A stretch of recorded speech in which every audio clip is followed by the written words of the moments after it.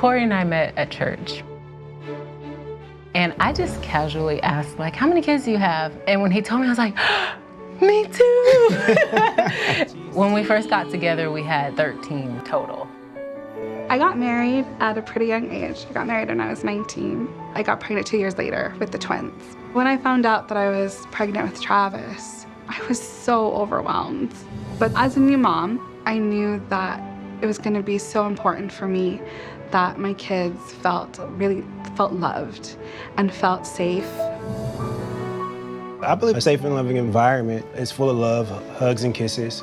But I also believe it's a place where exchanges happen that are healthy, and it's a lot of I'm sorry's from us as adults. Because, you know, we as parents make mistakes. I'm 22 years old. I'm a single mom of 2 girls. Their dad is super involved. We just recently split up.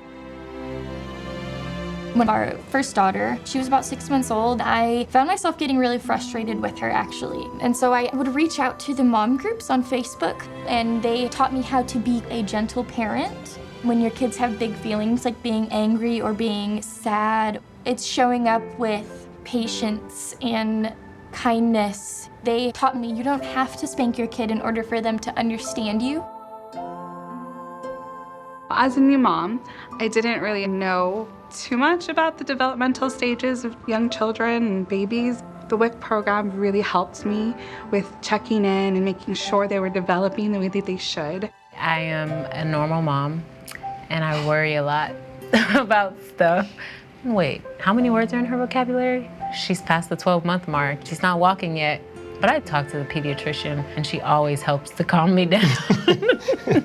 She'll be like, no, she's fine. And I'm like, are you sure? I'm sure. Okay, thanks. I learned a lot about teaching my kids communication through Any Baby Can. That was a really big resource for me. I verbalize a lot when they're upset, when they're angry, when they're sad, when they're happy. That way, when they are upset in moments, they're able to communicate that back to me. That, to me, is really important because I struggled with that even through my teens. As parents, I think we tend to think that we set the tone for the safe space.